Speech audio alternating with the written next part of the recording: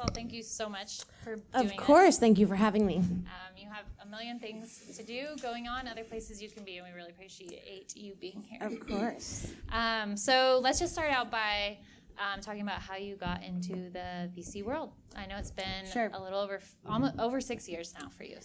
Yeah, so I was a journalist through college. Thought that's what I would be. I really loved it. Spent some time at The Economist in London and some of the Condé Nast publications in New York, and made my way out here and was working at a kind of startup publication really focused on content online. Pretty quickly became clear that what they needed was less on the editorial side, which was where my background was, and more on thinking through how they could monetize the content and make money. So I got really interested in digital media and some of those kind of ad programs, and wound up going to business school at Stanford. And when I was there, really thought I would go, what I wanted to do was go to Google or go to Facebook and get some operating experience. But I had a very close mentor while I was at school who was a guy named Bill Campbell, who passed away a few years ago. Some of you may have known him, but he was this kind of big Silicon Valley legend, and primarily it was because he spent a lot of time mentoring and coaching big names, Steve Jobs, Eric Schmidt, those kind of people. And then kind of, very, very, very much on the side, he was very involved in Stanford and took an interest in mentoring some of the students at GSB. And so I had gotten to know him very well and was talking to him about what I wanted to do, and he was on the board of Google and Apple. And I said, I think I want to go to Google. And he was like, no. You should go be a VC. And it wasn't on my radar at all. But what I learned from him is the ability of, I think, certain mentors who are really good to see in you something that might be a fit that maybe you don't know about yourself, either because it's not on your radar or you just don't have the context to see it. And he was really good at that for many different people. And so he was the one who suggested to me to do that. And he was an advisor to Mavron, which is a West Coast-based firm that I spent 5.5-ish years at. And so he introduced me there, joined while I was in school, worked after school, kind of worked my way up the food chain, become a general partner there, and then moved over to Union Square in September. And what was it about Union Square that pulled you over? Yeah, VC is a funny role because all of these firms are various compilations of capital, which is largely a commodity, and people. And so capital is the same everywhere you go. The thing that really changes is people and then the strategy that comes from those people. Our product is humans, right? And so I had gotten to know the USV team very well over the course of a year or so.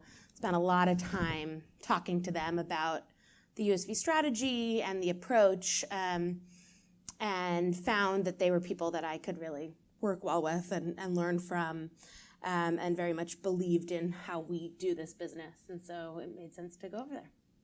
And so at Union Square Ventures, you spend part of the time in New York and in Silicon Valley. At the same time, you work with founders from both. So is there a big difference you see between those two ecosystems? It's an interesting question. So I'm from New York City. I've been living in the Bay Area for about 10 years. Our portfolio at USV is about a third New York, a third California, and a third elsewhere, which is largely Europe for us. And my portfolio, both at Mavron and at USV, has always largely been split, New York and California. And so I get asked a lot about the differences between the two. I think there are differences, but the thing that I think matters more is that I'm only leading 2 to 3 deals a year. I'm seeing thousands of companies and I'm leading 2 to 3 deals a year. So I care a lot less what the average deal in New York or California looks like than wherever that company is, that of all those deals is going to get me excited enough to do one of the 2 or 3 deals a year I'm going to do. And I find that often that is less because of where it's been based than something else. So I don't focus that much on the geography part of it. I do think a lot of the things you hear are true, that more technical companies and more product-based companies, there's still advantages to growing them in Silicon Valley. Companies that are transforming legacy ecosystems, financial services, real estate, retail and fashion, there's benefits to building them in New York City, where you can pull out some of that legacy talent. And so it largely depends on the kind of business you're building, but mostly I think wherever you can find the best people to do it with you is where you should start the company. Yeah, I like that. So on the note of sort of differences, how about since you started in the VC world in 2012 till now, do you see a significant difference in that regard? Yeah, I mean, a lot of things have happened in that time. And some positive and some more difficult, right? There's been a gigantic influx of capital, a huge amount of influx of capital from what used to be untraditional parties who are investing in early stage companies. And as a result, it has changed pricing, it has changed the amount of capital that startups have access to, and some of that has fueled new opportunities that otherwise may have been harder to fuel, and some of that has created noise and bubbles and a more complicated landscape that sometimes can be misleading to early stage entrepreneurs. So I think the biggest changes has been there's been a tremendous influx of capital. Now, all of this is cyclical. We're very late in a very positive cycle. Most people think there will be a turn. Some people think that turn is, midst happening, largely because the other thing that's happened is we've really moved to a place where we're in between platforms, right? So when you see the biggest venture outcomes happen is often when there are platform shifts, and not only when the technology is shifting, but when the mass customer traction is starting to shift, when people adopt mobile en masse, right? Adopt the internet en masse, things like that. There isn't an obvious one happening now, and it's been a longer cycle than a lot of times before. That's why when there's signs of one, crypto and other things, people get very excited about it, but it's created, a lot of people think we're in between cycles in that way and waiting for some of those to emerge. Cool. So I mentioned this to you earlier. One of the things if you look into much of what Rebecca talks about outwardly, it's a lot about people, a big focus on people. And it was good for me in doing some research to constantly be reminded of how important that is to any business. So I just want to ask you a little bit about that. And Sure. One of the questions that you said you first ask yourself before investing in a company is, will this founder be advantaged in putting together a world-class team? So on that note, we can kind of talk about people and team. Yeah. Maybe you can just speak a little bit to that. Yeah, I mean, look, I think when you start a company, you have an idea and then you have the ability to execute it. And the ability to execute, ideas, as we're seeing more and more, are very, very hard to defend. There are very few ideas that when they come up, we don't then see several more very similar to them. It is not, I'm far from the first person that probably has said to you that this is more of an execution game in building a company than it is an idea game. And particularly in the consumer world, which is really where I live, that's definitely the case. So then on execution, there's really two things, and we really care about both, right? One is, why are you, or you and your co-founder, advantaged in starting this company? And that goes back to, we're only going to do a very few number of these, right? And so what we're looking for is not only the idea and the market that inspires us or that we believe is a big enough opportunity, but the team that's going to go against that is uniquely positioned to win that market, that has something about them, the way they think, the access they have, the experience they have, something that is not only that they came up with the idea, but they have a reason to be better at building it than other people. Because if not, we'll wait for those other people. Mm-hmm. So first it's, are you advantaged? But the second one, which is as important, is can you attract world-class people around you to execute on that idea? And that's because no great company has been built by the founders. The most interesting learning curve I feel like I've seen since I started this job is this weird thing that founders have to do where you start a company and often you're product driven. You fall in love with the product, you're really good at thinking it through, you have this idea, you start figuring out how to execute it, and if things go right, you quickly are in a really different role, which is you're in a management job, where you have to find the best people who are better than you at executing around those ideas. And so our job as early stage investors is to meet people when they're in one role and actually make a judgment call if they're going to be best in class at a different role. And that's really an interesting thing because sometimes you find amazing product thinkers who actually really hate building teams because it's really hard to manage people.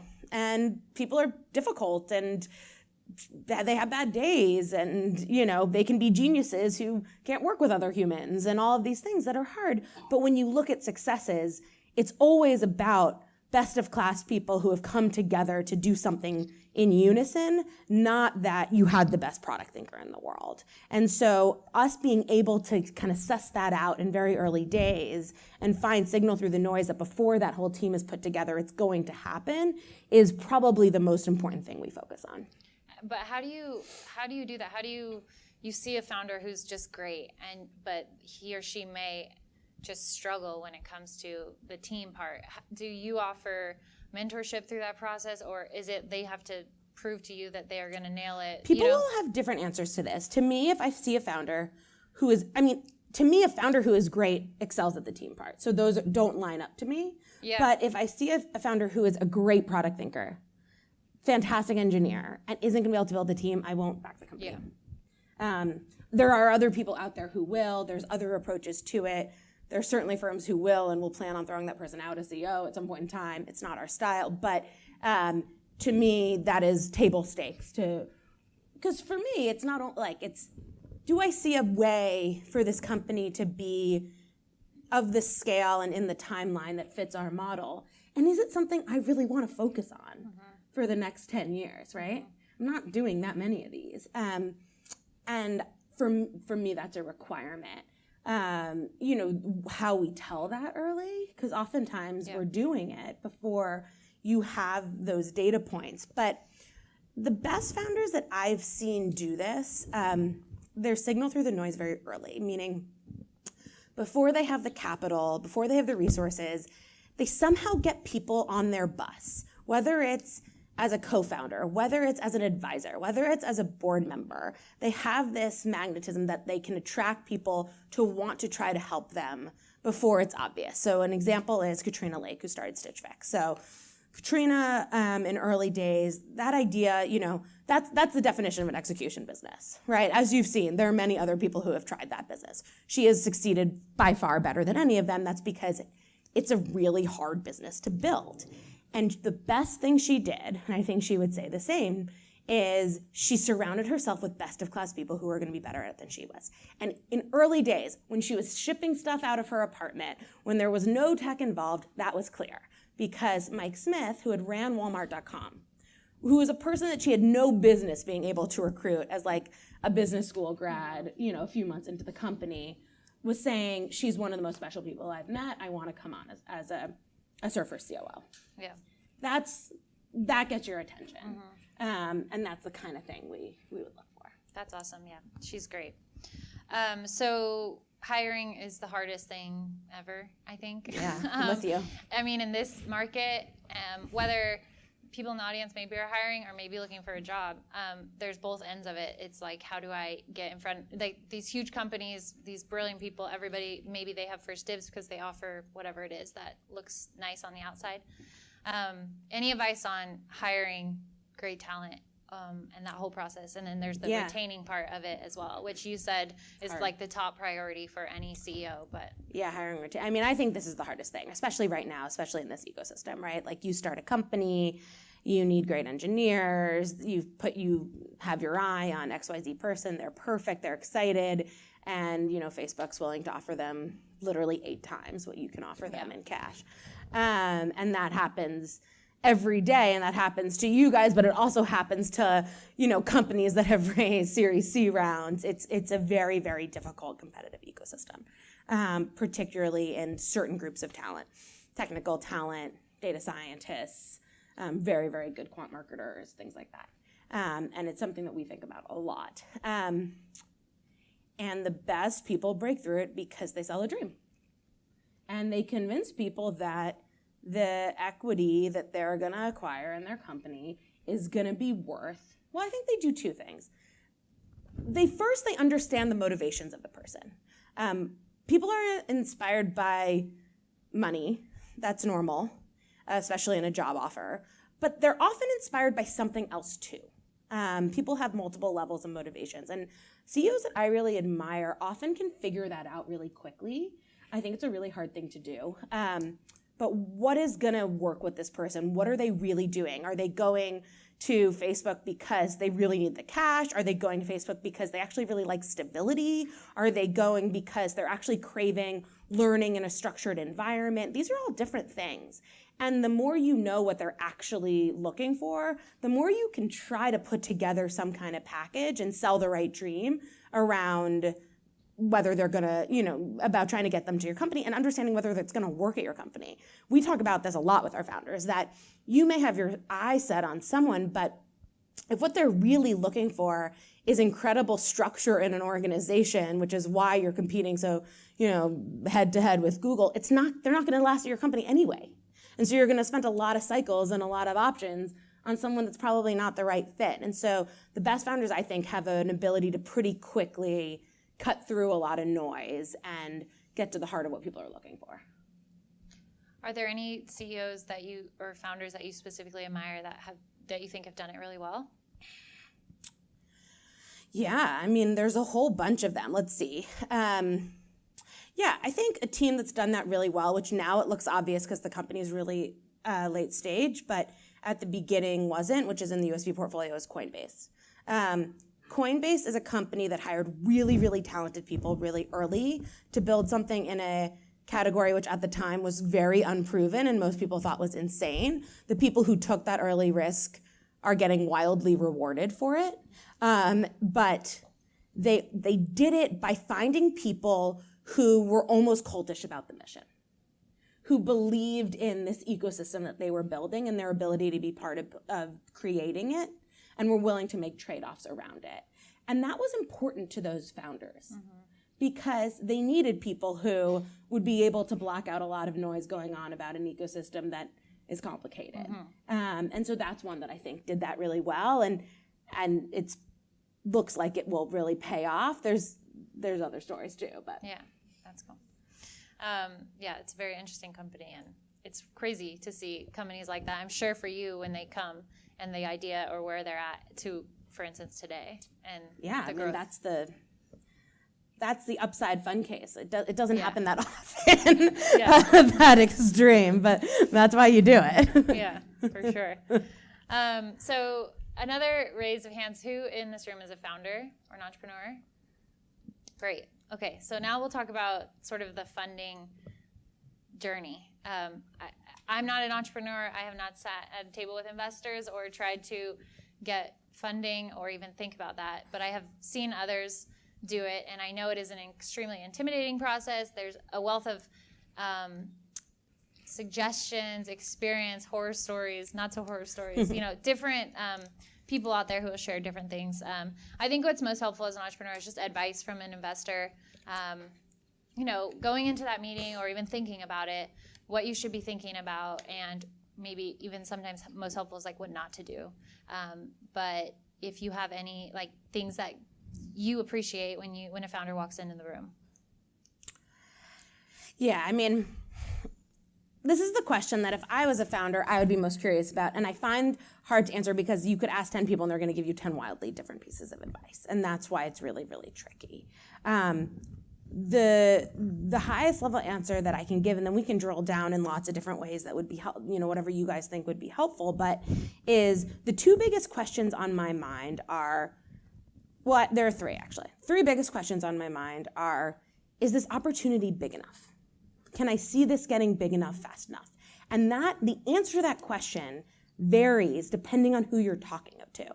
Because my answer of that is going to be different than another investor's answer to that, which is going to be different than that angel investor answer to that. And it's because we're each thinking about it in the very specific context of our fund and our model. And so the more you can understand what that fund and model look like on your way in, the more you're going to be positioned to answer that question. But that's the first thing that I'm thinking of. And that's because I've seen a lot of interesting businesses that might make that founder a lot of money, that are compelling products, and they're not going to be big enough, fast enough for USV. And that's okay. It just very quickly, if I've decided that, it's just not going to be a fit for me. So that's the first thing that I'm thinking about. The second thing that I'm thinking about is the same thing we talked about before. If this opportunity is big enough and exciting enough, is this the team that's best positioned to go after it, and why? Is that clear to me in that first meeting? That there's some reason why the people sitting in front of me are uniquely advantaged to take on this opportunity. And then the third is, given those things, does it fit with what we're interested in right now, and particularly something that I want to work on for 10 years? And that's not in your control. Does it fit with what we're interested in right now? USV is a very thesis-driven firm. Not every firm is. We publish our thesis. We put it out there. We publish when we change it. And we do that because we want to be really transparent and say, we hope you've read that before you come meet with us or before you ping us, because you could be building a really, really exciting company. And if it doesn't fit in the thesis of what we're focused on right now, it's just not going to be in our zone. And so we're not going to do it, and we don't want to waste your time. And we don't want to waste our time. But is it going to interest me? It's harder for you to know, but that's the honest truth, is something that I'm thinking about. So those are the 3 highest level things that I'm thinking about.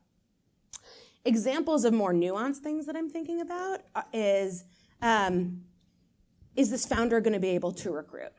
And that's, do I think they're a fantastic storyteller that's going to be able to create that magnetic zone around them? When they tell me the story, do I think, oh my God, I want to get on board? Because that ability to do that is something that you're going to need for every constituent you have, right? That you need for your investors, you need for your employees, you need for the press, you need for the partners, you're going to need at the exit for the acquirers or the public market funders. And so seeing that early is something that's really important. I've worked with founders that actually really develop that over time, that don't have that early, and I think it's doable, but I think it helps. That kind of standout storytelling ability is really important to me. There are smaller things that I like too. I get people off script. I'm not very good at going through your deck. I think I can do it in my own time. It's not that fun of a conversation.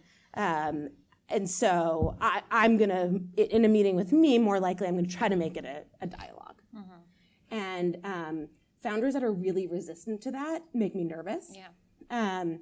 And so I'm less likely to think that that's a good idea. And you run into them, and I totally get why, right? You've practiced this, you have a story you want to get across, there are points you want to get across, but the ability to iterate quickly and dialogue and go back and forth without getting defensive is a big one.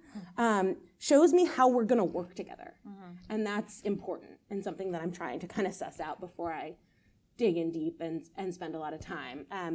One area that often comes out is around competitors. Oftentimes when you talk to founders about competitors, you find out if they're defensive. Mm-hmm. And to me, there are things that I just turn me off in the first meeting, like dismissing competitors who have seen a lot of success. Yeah. I think we should all have humility around companies that have scaled, and you can think you're doing something different, and you can think you're doing something better, but founders that come in and say, the problem with Stitch Fix is, right. Well, Stitch Fix has built a $2 billion company. Yeah. Let's all a little respect. Well, it's just I think you'll be better prepared to take it on if we acknowledge that. But that's what I mean. That's going to be my tick. Another investor is going to have a different thing, which is why this is a very interesting but dynamic question depending on who you talk to. Yeah. Interesting. I'm sure your journalism background comes in with the storytelling and the conversation as well. I mean, stories. Because in the best situation, right, in almost every deal I've done, I'm selling more than buying, right? Yeah. This is my job is a sales job in 90% of the time that I am actually doing anything, because I need to convince you that you want to work with me, right? At the end of the day, it flips pretty quickly. And so what I think is in that meeting, I'm trying to suss out, is this, the information I need to figure out if it's interesting? And I'm also trying to have you suss out why you could be why you're going to want to work with me, what I can add. And I think the more that both sides feel that way, one, it's a lot more fun of a conversation. I think it's we're all giving time to each other. Both sides should, I can't imagine it's fun to pitch an investor who you don't feel like is trying to give back to you what you're giving to them. Yeah. And I think we all do better in this ecosystem, investors included, when we go into every meeting thinking, how can we give more than we take, and how can we help, even if it's not going to be the right fit for us. Yeah. That's awesome. That's one of our missions at Startup Grind, so that's awesome to hear. What about going back a little, if I'm the founder trying to find the investor that's right for me before I have that meeting, how about that? Making, any words on figuring out or like approaching investors in any way, but also doing your own due diligence ahead of time to say like they will maybe respond to my email because I know that I'm a fit for them. Or I think this is a big question. So there's two parts of that. One is, how to get in touch with investors.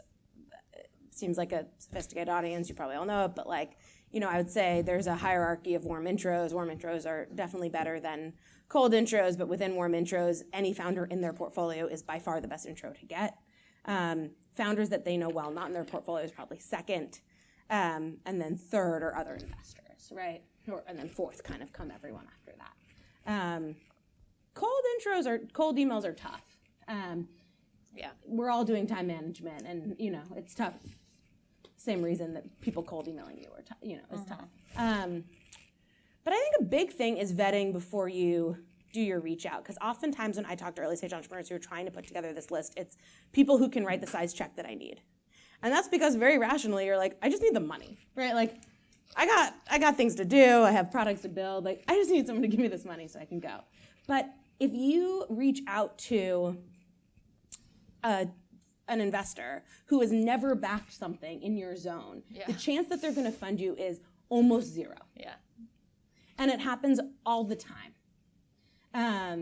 And so the more you can vet the investor's interest in you before you take the meeting, you're just going to really improve your batting average. And as an early stage founder, time is your best asset. Yeah. And so be very, very ruthlessly protective over it. Mm-hmm. Yeah. So let's see. We talked a lot about pitch and founders. I do want to open up to questions, so I'll just say, get your questions ready. The last couple things here. What's something you're excited about right now? Like a category? Sure. Or anything, like anything? Some food or anything. Some food. Whatever you'd like to talk about. There's a lot of stuff that I'm excited about right now. I think there's a couple of industries that have been marked by old school dominant brands that have a lot of kind of fear and confusion and distrust, and consumers' willingness to try and adopt the new is putting us at a really good moment. I would say healthcare is one of them. Financial services is another. There have been products built in them now in the last bunch of years, but I think the intersection of adoption and product development is at an exciting place. And so particularly for mass markets, I think a lot of the stuff that's been built so far in those categories trend high-end and early adopters, and that totally makes sense, but I'm excited about the ability to broaden access in those kind of categories in the next kind of 24 months, and so we're spending a lot of time there. I'm excited about new commerce platforms. I think, the world's very focused on Amazon, as am I, but despite that, I think Amazon has a lot of functionality ownership, but there's behavioral ownership that they don't have. Fun, experience, entertainment, kind of ways we spend our time that intersect with the transactional that leaves open room. And so we're investing against that idea as well. And I'm really excited of what I'm seeing come out of that. Cool. So last thing is AllRaise.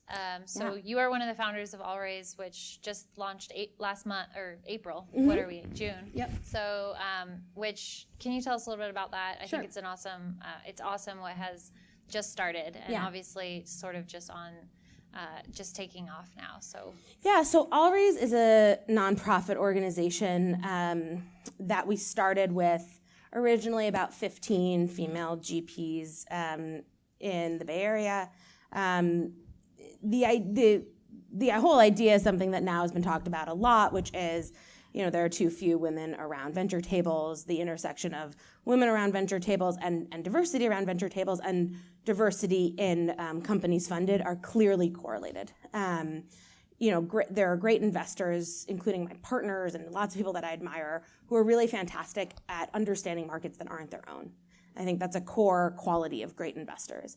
But it's human nature to have innate understanding of people who are more like you. And I think rather than ignore that, the more we can embrace that and incorporate it into tables, the ecosystem is going to benefit from that. So this isn't a new idea. The stat is somewhere 7 to 9% of check writers in VC are women. And then at the same time, this group of 15 GPs who have been very, very critical to my career, close friends, people I've kind of been in this industry with and I rely on a lot. And we've been having monthly dinners for 5 years. And they've been very social and fun and all kinds of good things. And one of them, Aileen Lee, who runs a firm called Cowboy, sent an email probably in like September to this group that got together anyway and was like, hey, what if we tried to use this group to have an outcome? And could this group be uniquely positioned? And we talk a lot about why are founders uniquely positioned to do something? Is there an idea that the female GPs currently in this industry are uniquely positioned to create more of us? And could we say we're going to double that number? And what would it take? And out of that, we built All Raise, which is a kind of association of women VCs who are committed to increasing the percentage of women check writers in the industry. We've set goals around it, and we've had a whole bunch of initiatives designed around trying to do that. So far, it's early days, but so far, it's been exciting. It's awesome. And that network and community that you have must just be hugely valuable too. I mean, it's great amazing to see the support that, because you all kind of create it together. At some point, there must be, I don't know, it feels like competitive in a way. You're all at VC firms on your own investing, but at the same time, it's not. Yeah, I mean, it's a competitive, collaborative industry. It's really interesting because there are people in that who I go up against deals. Yeah. But maximum, I'm going to go up against someone in a deal, like really maximum once a year. But we fund each other's companies. Right. We talk about ideas. We we split rounds. I just did a deal with one of the women in it from Sequoia. And we also, when I was switching firms, they were my first calls all the time on coaching through career changes and thinking about so many things. I'm having a baby in a couple weeks, and 3 women in that group just had babies, and a bunch more obviously have older kids, and they've been a huge asset for me. And that, it's a very special community, and partly what we're saying is that we don't have numbers in this industry, but the camaraderie we have can be a massive asset, not only in fun, not only in friendship, but in business outcomes. We can make each other more money and make the entrepreneurs we work with more money by being in this together. And if we can do that, this is a business-driven industry. It will change how the industry looks. Yeah, that's awesome. And same goes for female founders out there to kind of get together, support each other. 100%. You're in this together. You're the minority, but you're not the only one. And that's how Startup Grind started. It was a lonely entrepreneur saying, like, I need friends, I need help. Everyone else is struggling too. Someone come have pizza with me and let's talk to someone who knows what they're doing, and hopefully they can teach us a little something. So that's what you've done tonight. So thank you very much. Yeah, thanks for having me.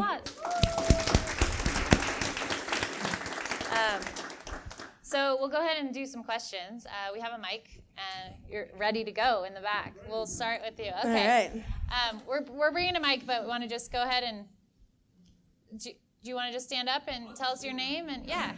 My name is David Madison. My company is Serenity Entertainment. I would appreciate, Rebecca, 2 minutes of your time. So we would appreciate questions for Rebecca right now. She is going to have to leave after this, as she just said. She's expecting a baby soon, and we're lucky to have an hour of her time. But so if you have things you want to pitch me, I'm very happy to look at information about anyone's company and try to be helpful on it. I will be upfront about whether or not it's a fit for USV to fund, but I'm happy to be helpful. The best way to do that is going to be over email, because it's too hard. I've done these before. It's too hard to do it effectively in this setting. Email you directly. Email me, Rebecca@usv.com. I'm accessible, but that's going to be the best way for everyone to do that. Thank you. There's someone here, but you don't need a mic. You can go ahead and just talk. Actually, you should, so everyone can hear, I guess, as long as we don't have a problem. I hope this is not too loud for you, so I'm going to maybe You're good. You're good. Thank you so much for being here. Yeah. I learned so much. As a female founder who's from, I would say, a relatively non-traditional background, I was just wondering, what are the chances of someone like me actually getting funded? And do you actually see that many sort of founders in general get funded who are from not a GSB or Harvard Business School background? Absolutely. So I think it's a good question. It's not that I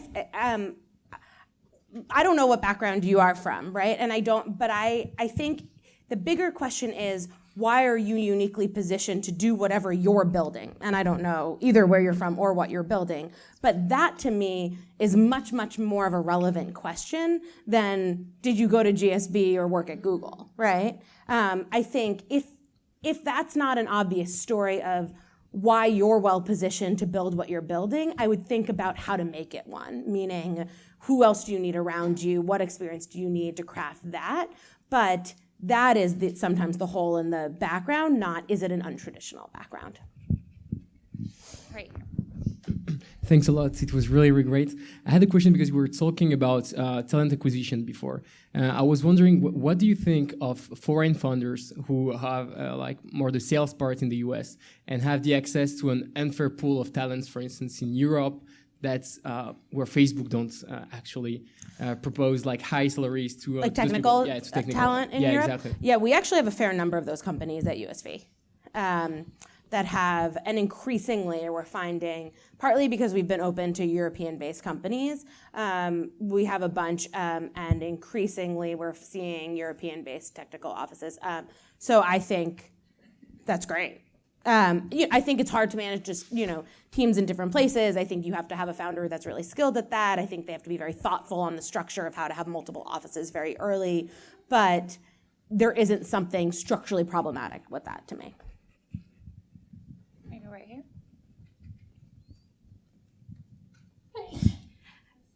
So we touched on this a little bit earlier, but what is your advice to founders coming more from your journalism background? Is there something that you see from that part of your experience that founders should be applying to how they pitch, how they do business, things like that? I think storytelling, right? Which is just how well do you convey the story of what you're doing and why? And some of that is, what is the product? What is the market? But how do you take that and bring that to life in this compelling narrative?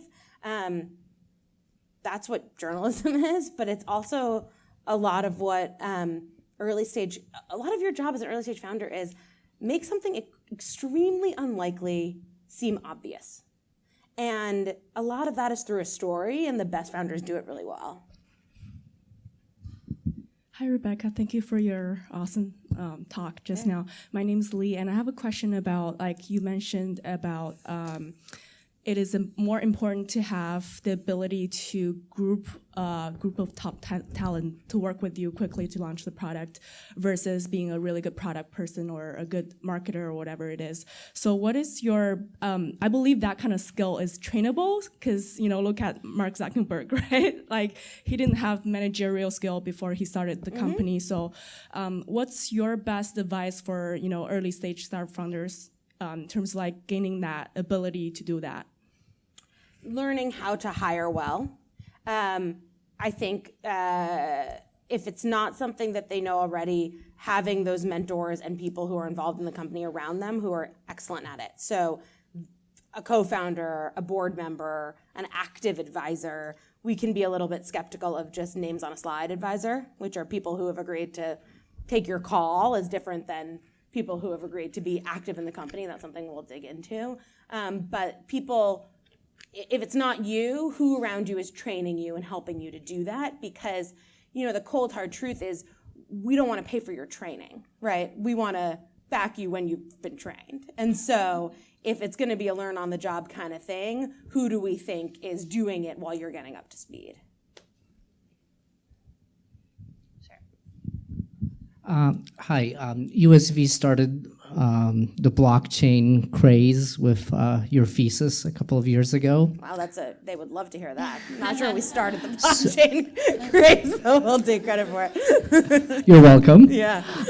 So my question is, what are you trying to learn from your investments in the blockchain space? Is there any thesis that you're trying to prove or, and correlated to that, what type of returns are you looking at from these plays? Okay. We're looking for venture returns across all, whether it's blockchain or internet, meaning, we're looking to have any individual investment return our fund, which is largely, can it be $1 billion company? And that's in the blockchain, that's in the internet. wherever we get in, we have a $175 million fund. Are we going to return the fund off the investment? So that's similar throughout.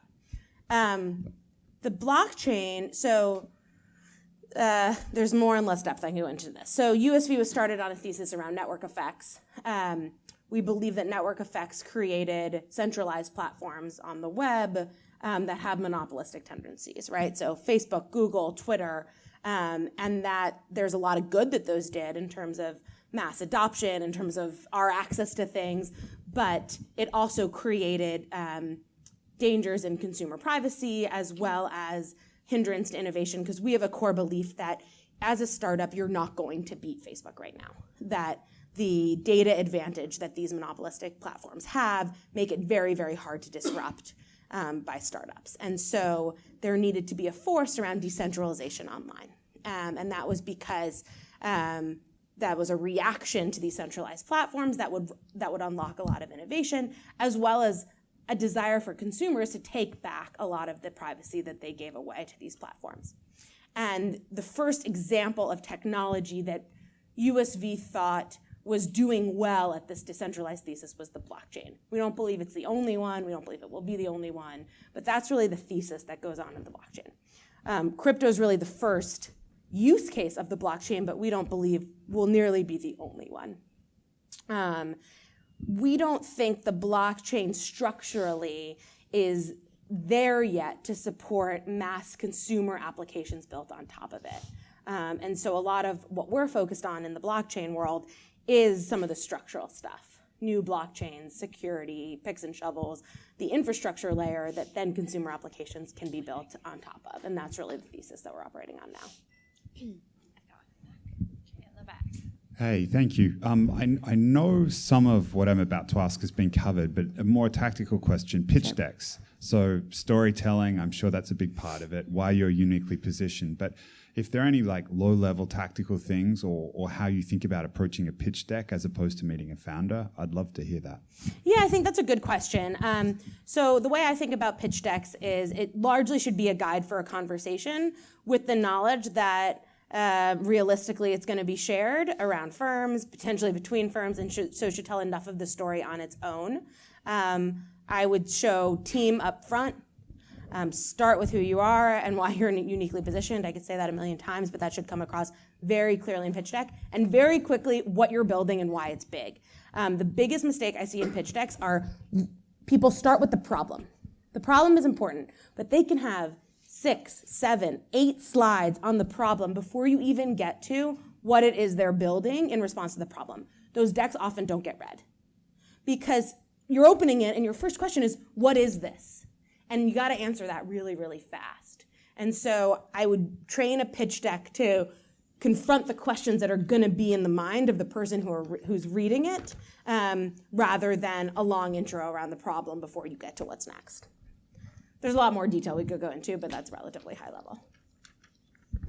Hello. Hi. So I'm building a program where I know traction is going to be crucial to getting funding down the line. And I'm curious on your perspective of what's important in terms of traction, in terms of the data and growth, so on and so forth.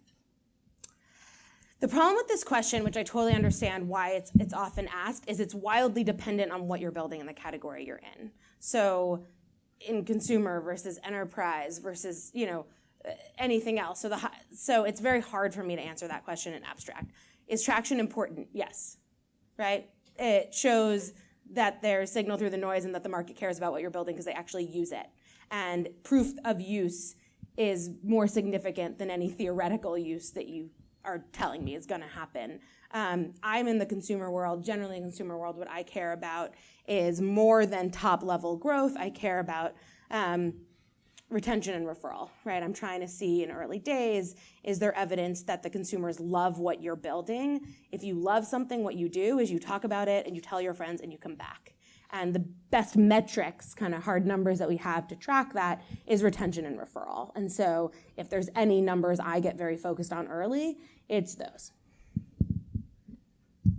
Hi, I'm Raja. I'm creator of Spot Idol. It's like American Idol, but for anything.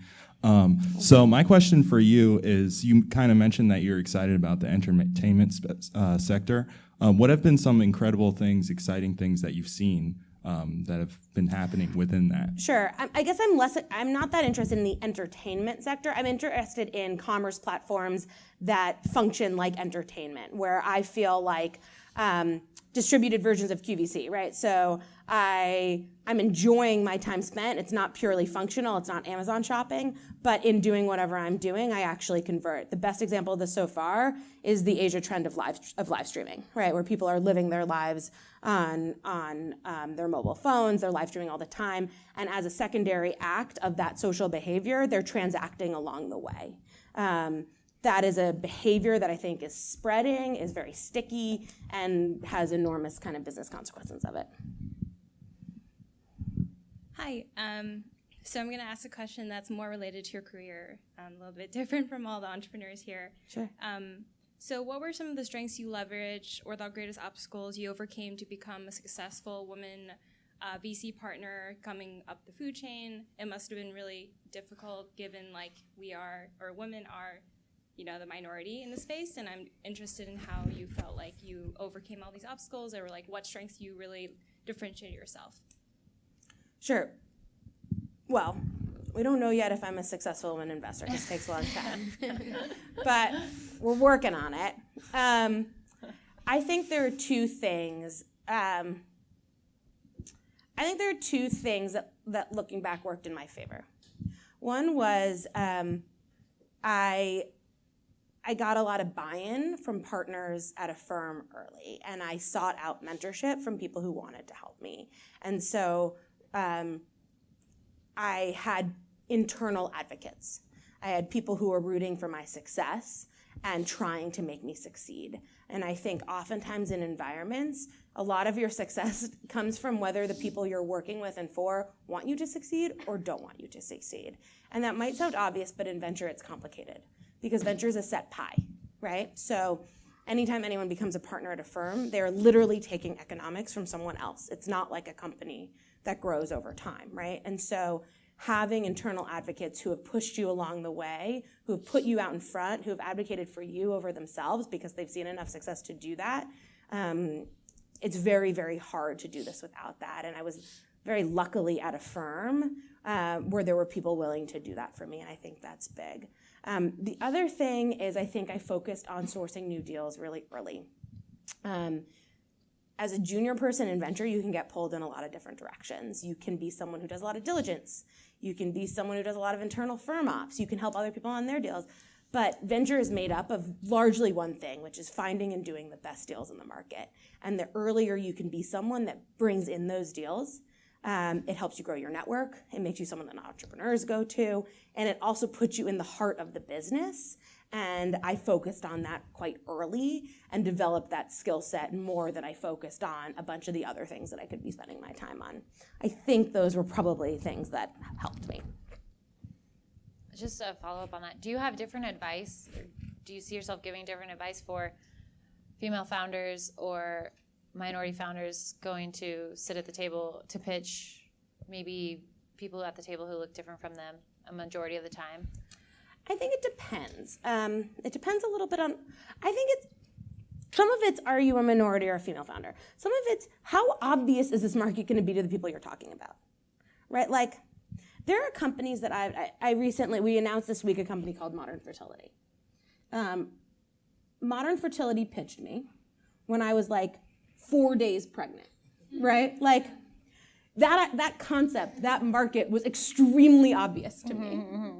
I have 5 partners at USV. They're absolutely wonderful. They're all guys in their 50s. I can promise you the fertility market is not as obvious to them.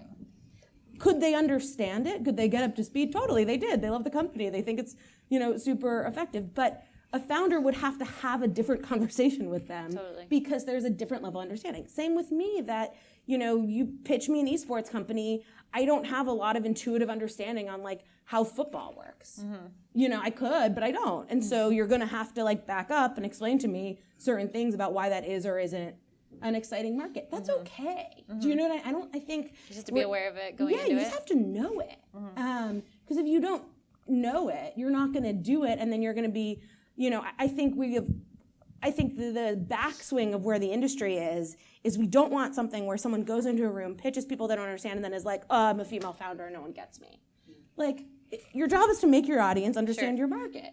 You know how to do that. Just know who you're working with. Yeah. I like that advice. I have a quick question. Sure. What's one company that, in hindsight, you wished you invested in? Oh, many. If you could So choose many. a top. Stitch Fix.